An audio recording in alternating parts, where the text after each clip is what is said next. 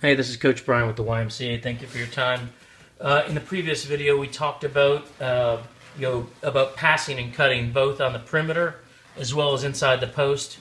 Now we're going to talk about a similar set of rules of the reactions that we have when the ball handler dribbles the ball. So we already talked about passing. Now we're going to focus on what happens when they dribble. Very similar set of rules. I think you'll be able to build off the concepts we already talked about. So there's three different types of dribbles we're going to talk about. Dribble at, which is an east-west dribble. Maybe I'm just trying to create something. I don't want to be right here. I want to create something. Maybe my guy is pressuring me, so I want to relieve pressure and do something with the ball. Dribbling at means I'm going east and west. I'm not trying to score, and I am trying to dribble at one of my perimeter players. Very similar to the rules of pass and cut. Let me go from a four out, one in setup, just to make it a little bit different. So in this situation, number one has got the ball. We all, as we talked about before, read and react is based on the other four players looking and anticipating what the ball handler is going to do. So he is going to dribble right and try to come down the lane. In that situation, everybody is going to move one spot to the right. We talked about this, and we'll talk about it in another video, but the basic rules of post play say, so Max, Heath, and really everybody has the potential to be in a post position, as we talked about in the last video, that if you cut, you can stay in the post. So if the ball comes in above you, then you need to stay in the low post, either on the block or in the short corner. If the ball comes in below you, then you got to come up to the high post. So from a post player's perspective, the ball's coming in, you need to come in down here in the short corner. So look what happens. He's going to have an option to dish it here. Number four is what we call a safety valve. He's taken number one spot. So if he gets stopped right here, he can just reverse pivot and get it back to the safety valve, and then he can finish out his cut any way he wants. He can set a screen, fill out, do whatever he wants. He's also going to have, if he doesn't get stopped, he's going to have option down in the corner. So it's a lot harder to defend stuff on the move than when it's sitting still. So I mean, just look at what this has. Number one is going this direction. Number five is rotated down. Number four is taking number one spot as a safety valve. Number two is now sitting over in this position, and number three is right here. So he can drive the basket. He's got this guy. The entire defense is going to be sucking in. He's got this guy, and he's got a reverse pivot to a safety valve. So understand when we talk about dribble penetration in that movement, it's critical to get people in the right spots. So we just looked at it from a 4-1 perspective. It's even, I think, a little cooler to look at it from a 5-out perspective. Let's assume that number one has the ball and he dribbles right, then everybody goes one step to the right. Cool thing is now number four is coming across and a great opportunity. Number two is filling down here, which is going to be a great kick-out opportunity if everybody compresses. Number three is going to be the safety valve, and number five is going to replace number three. So look at the options that we have, while this is in motion. So we're going to have number four streaking across this way. We got number one here. We've got number two here.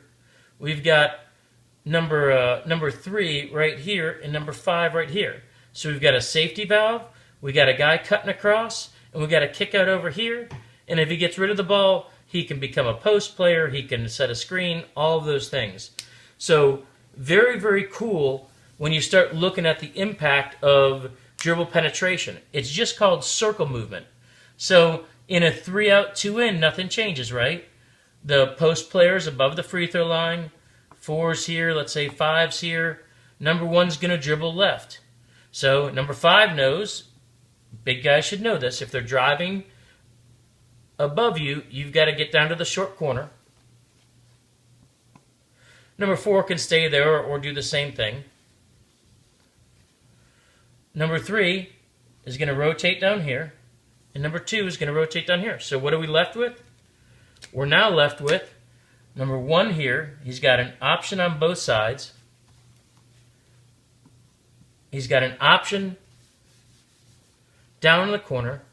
and he's got a safety valve. I mean, that's pretty cool. So again, circle movement is moving one spot in the direction that the dribbler is taken. Means everyone's got to pay attention to which way that guy just went. Very, very important. We talked about one spot movement and one spot movement only. Here's a cool thing. Let's talk about this. Let's talk about circle movement and what it does for us. So let's say that number 2 is right here and he's going to go right. This is the way he's coming. So number 3 is going down to the corner. Number 1 is going to be the safety valve, and number 1 becomes number 4. Right? So we got 1 is taking his place as the safety valve. Number 2 is coming down here. Number 3 is rotating down to the corner. Everybody shifted 1. Well, this is called a bounce out. So number 2 came here, and let's say he got stuck, and he couldn't get the ball back to anyone else. He can just bounce out to the natural position that he created. This is his vacancy. Everybody moved right, and his vacancy caused that. Nobody actually took his spot. Let's look at how that worked. So we said 1, 2. I'm not sure what the numbers were, but it's the same thing. Okay, look. So this guy's going to go here, and he's going to get stopped. Everyone moves. So this guy had a spot, right? And he's moving here. There's now nobody in his spot because number 2 would have taken that. So there is a vacancy right here.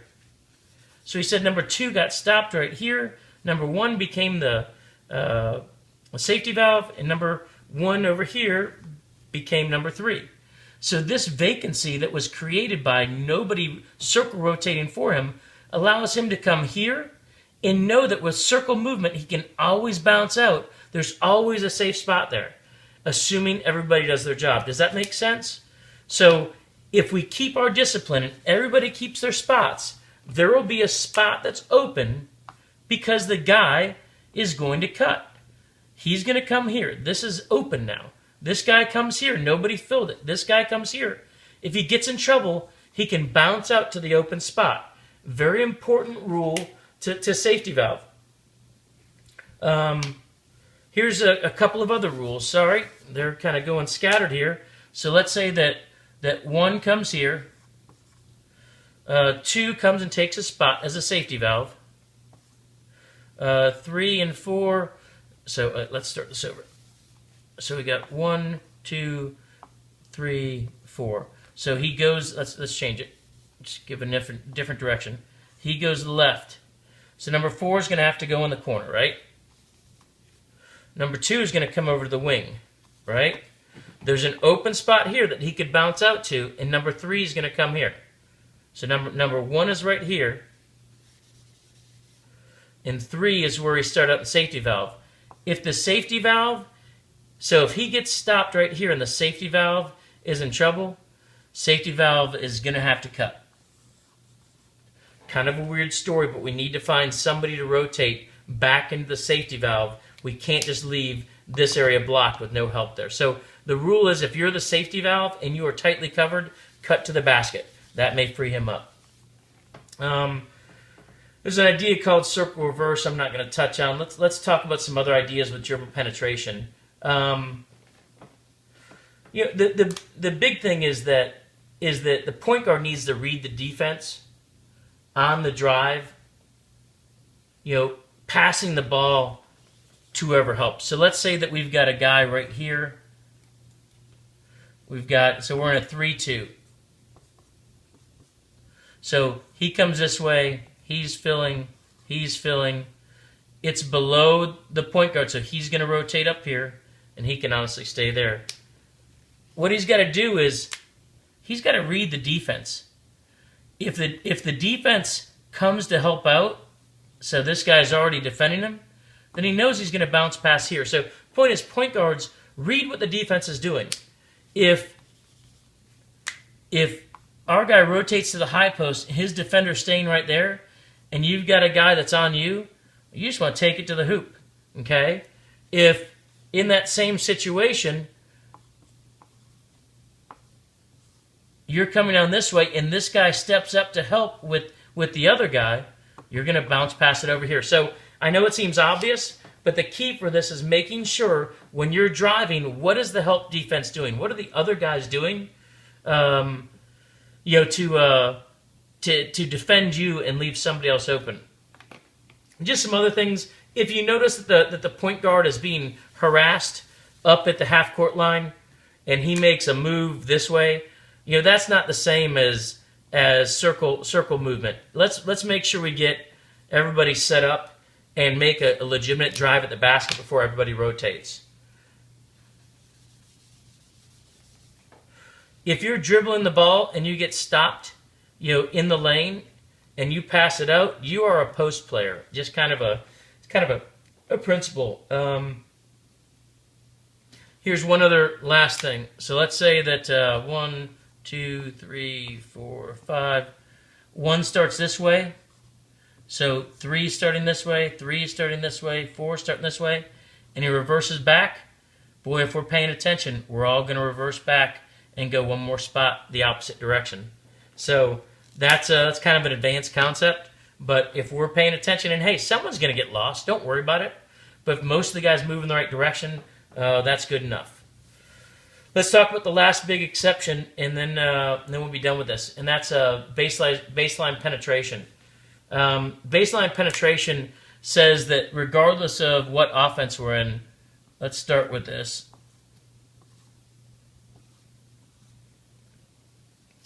If we're dribbling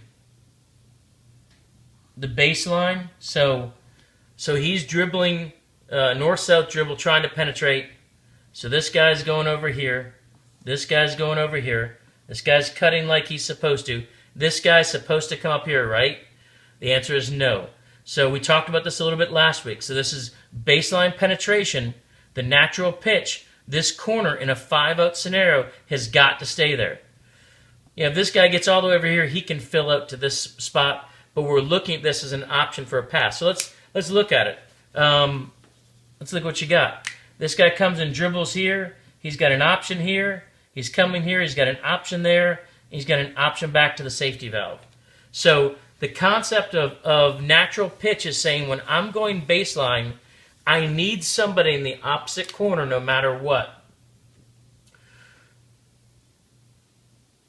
So no matter what, let's talk about a 4-out, 1-in.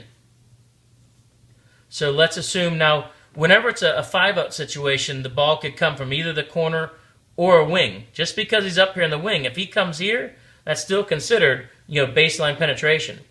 So let's look at how it works from a 4-1 perspective. So let's say that this guy comes here. Well, post should know he's coming below me. I need to come up here. So that's the first piece of post rotation that we need to know. So this guy's going to come here. This guy's going to come here. But this guy's got to know I got to go to the opposite way of everyone else to make sure that if this guy gets in trouble, he's got an option for me. So that's called the natural pitch. So this is the only exception with circle movement when we're talking about dribbling north-south, trying to dribble penetrate. With a 3-out, 2-in, nothing changes. If this guy comes here, this guy's going to slide, this guy's going to slide, this one's going to replace, and this guy's got a long way to go.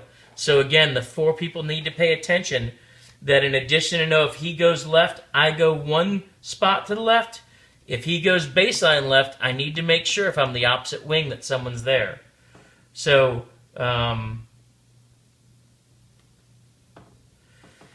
I think that's the key piece for baseline penetration. We'll talk more about this, but in general, you just have to know if you are the last guy. If you're in a 5-out and you're in the corner and everybody's moving, you've got to stay there. If you're in a 4-out or 3-out and the ball's coming this way, everyone else is going to go, but you need to get back here. So that's the natural pitch. We got to make sure we understand that and implement that. Let's talk about one last thing, and then we're done with this video. In this, looking at another dribble option, and this is called the power dribble. This is going to be a little bit different. So let's say that we're in a 4-out, 1-in. Here's the rules. My defender's here. I'm facing him. If I completely put my back to him, I'm going to give kind of a crab dribble. I'm going to put my back to the defender and come towards you and stop. That's an indication that I want you to come and get a handoff. Okay? So in that situation, he's going to have the ball handler is going to have his back to the defender. He's going to kind of crab dribble to you, and then I want you to kind of V-cut. Let's take another look at that. So he puts his back to the dribbler, takes a quick power stab. I want you to do a V-cut and come and get the basket. This is like a pick and roll, though. Once you pass the ball or hand it off to him, he's going to go. So we talked about some handoff situations, and that's fine. We're going to implement it. We just got to know that those handoffs are going to come, from a power dribble that we'll talk about tomorrow. That's it. That's a ton of content. Thank you.